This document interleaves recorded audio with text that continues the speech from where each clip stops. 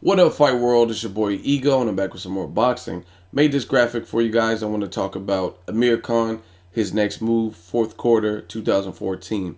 Now, from my sources, what I am hearing is they are really seriously interested in making the Robert Guerrero fight. However, with Kell Brook's win over Sean Porter, which was a surprise to a lot of Americans, not really myself because I predicted Kell Brook to beat Sean Porter, but nonetheless, Kell Brook is now a champion. Sean Porter was a champion, so a lot of people didn't expect Kell Brook to win. He crossed the pond, and some people didn't know him, and it is what it is. So, from what I'm hearing, that is added like a bonus incentive, like a different avenue, a fork in the road with the Guerrero Khan talks. And ultimately, my personal opinion, this is not based on fact, this is my opinion.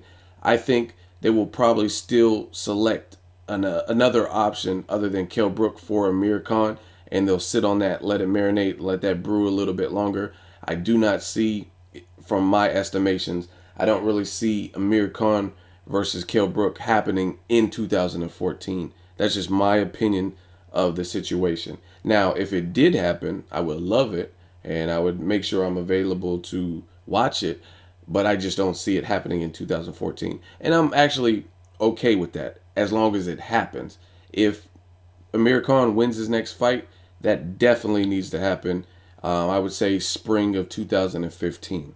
It needs to happen if Amir Khan can win and look good in doing so. So they're talking about Amir Khan versus Robert Guerrero. I want to give you my opinion on that. I like this fight. I like it a lot. I think this would also help to raise the stakes, so to speak. Kell Brook is now a champion. Amir Khan is new to the welterweight division. Now, he looked very sharp against Luis Collazo, and he had like 3 knockdowns, if I'm not mistaken. Looked good in that fight on a big stage. It was on a Mayweather undercard, and we have yet to see him back in the ring. He had to celebrate Ramadan and everything, and I think another, if he is able to catch another body, another victory at welterweight against a name opponent like a Devin Alexander, like a Robert Guerrero, I think that just sweetens the pot, because now we could say Amir Khan has beaten 2 solid welterweights, make this mega fight in the UK. Obviously, they'll probably try to do it at Wembley or somewhere, and see who's the best. They have a long-standing beef. They have bad blood. They were on Sky Sports together arguing about who got the better of sparring. The backstory is already there. The fan interest is already there. So Amir Khan versus Robert Guerrero, to me, is a great stepping stone to that mega fight. And Khan always talks about he's a big star. This fight would generally, like, I think there'd be a general interest both in the US and the UK. So anytime you have both of those demographics, it's huge. As far as Amir Khan versus Robert Guerrero, the reason I like it is because they both have certain things in their arsenal, both have certain skill sets that make this an interesting match. Plus, there's a little bit of a backstory here. I remember Amir Khan when he was looking kind of shaky. Robert Guerrero, I think he was on Ellie Seckbach's channel, ES News, shout out to them. And he was just talking about Khan's chin, and Freddie Roach needs to give him bubble gum to strengthen his chin and stuff like that. He talks shit. So now we'll separate the men from the boys. If Robert Guerrero gets this opportunity against Amir Khan, we'll see who wins.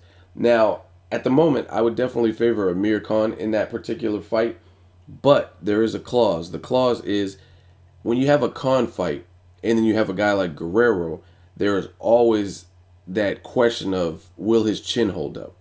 If it does, and he can stay at range and implement this new style he's been using and kind of perfecting and working with Virgil Hunter about staying cautious, staying alert, making smart decisions when hurt, I think Amir Khan will just outbox the shit out of Robert Guerrero.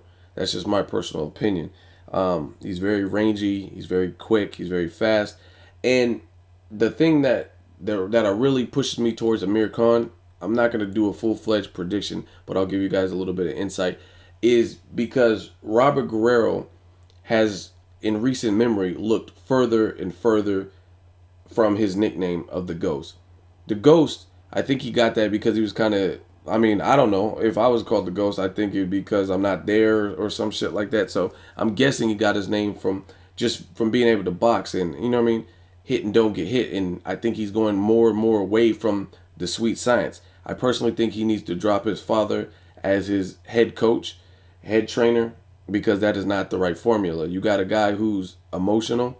You got a guy who's like, he's a warrior, like, you know what I mean, screaming and trying to be some like machismo American me type dude that, you know what I mean, who's just fueled off of testosterone and being a man's man and all, like, you know what I mean, that shit is not what works, and that's not what's successful in boxing. You have to be level headed, composed, keep your fighter calm.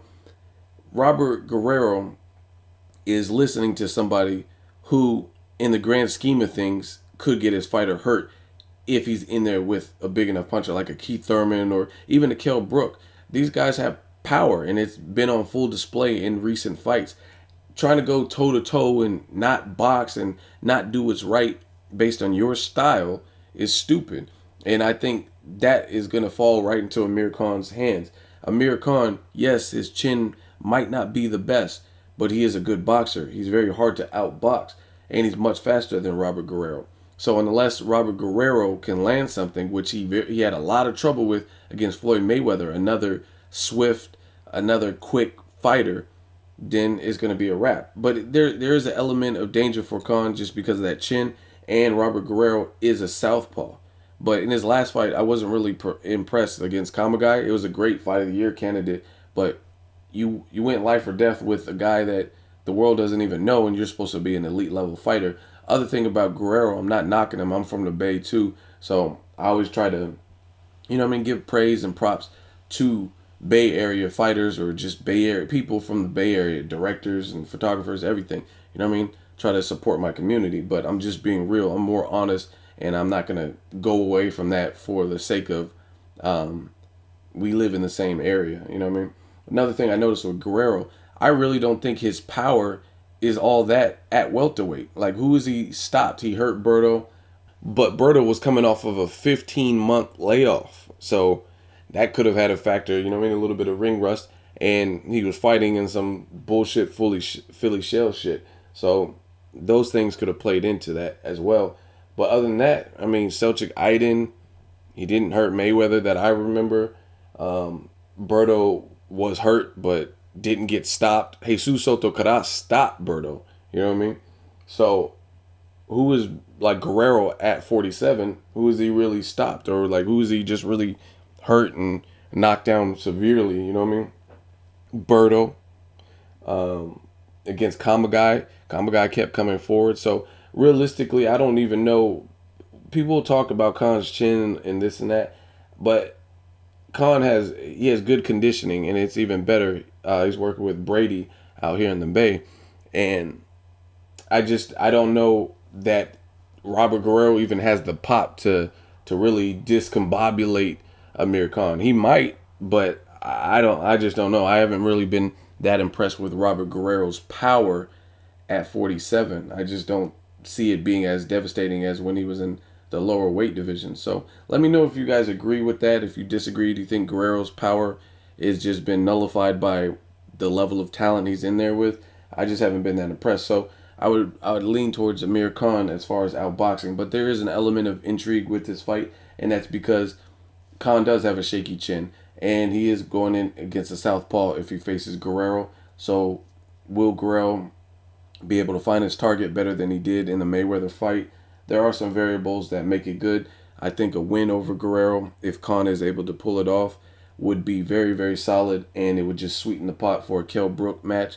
And if Robert Guerrero beats Amir Khan, if I'm wrong, then obviously that's going to do wonders, put him back in the picture, possibly get him some other big opportunities, Keith Thurman, maybe a Kell Brook shot, a Pacquiao shot if they're willing to work with Top Rank or whatever the situation. I don't really know because Guerrero's suing Golden Boy. I don't know the outcome. I don't think they're done with all their legal processes. So let me know what you guys think. Amir Khan versus Robert Guerrero. I'm definitely okay with this fight. I think it'll be a good closing fight for 2014 since it would be slated probably November, December. So just end the year off nice with two Two good names, you know what I mean? Like notable names in the sport of boxing. We'll see who wins if the fight is made. Let me know what you guys think. Make sure you like the video. As always, hate, comment, or subscribe. Till next video is Ego signing off.